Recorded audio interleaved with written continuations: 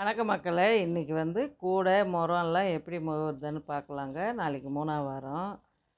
பழசா இருந்தாலும், புதுசா இருந்தாலும் மொழுவி தாங்க சாமி கும்பிடுவோம். அந்த உண்டெல்லாம் வச்சு முறத்துல தான் வைப்போம். முறத்துல மாவு போட்டு ஜல்லடையில் உண்டை வைப்போம். இது மாதிரி வந்து எந்த பேப்பராக இருந்தாலும் பரவாயில்லைங்க. ஒரு நைட்டு வந்து வெந்தயத்தை நல்லா ஊற வச்சுருங்க. நியூஸ் பேப்பரு, நோட்டு, பசங்க வேஸ்ட்டாக இருக்கிற நோட்டெல்லாம் இது மாதிரி பொடிசாக கிழித்து பேப்பரை வந்து ஒரு 10 நிமிஷம் தண்ணியில் ஊற வச்சுடுங்க. ஊற வச்சு எடுத்து கிரைண்டரில் போட்டுக்கோங்க. வெந்தயத்தை வந்து இது மாதிரி அரைச்சிக்கோங்க. கொரன்னு அரைச்சிட்டு இந்த காகிதத்தை கூடயே போட்டுருங்க. நல்லா மசிஞ்சிடுங்க. ஆனால் கிரைண்டர் வாசனைலாம் வராது.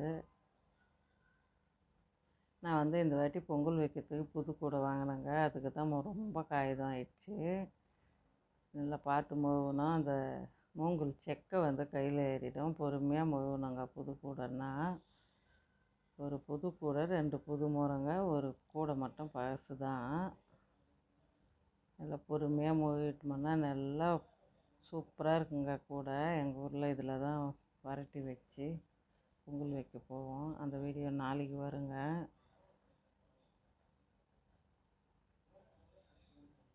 ஃபஸ்ட்டு உள் சைடு மொழுவிடுங்க, அப்புறம் வெளி சைடு மொழுவலாம்.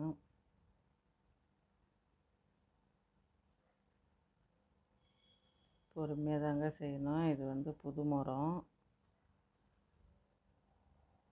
பழசாக இருந்தால் கூட மொழுவி தாங்க கூழ் ஊற்றுவோம் எப்போவுமே. இது வந்து பழம்லாம் வைக்கிற மரம். அதை கொஞ்சம் தண்ணி தெளித்து காகிதத்தை கீறிட்டு மறுபடியும் மொழுவ வேண்டியது தான்.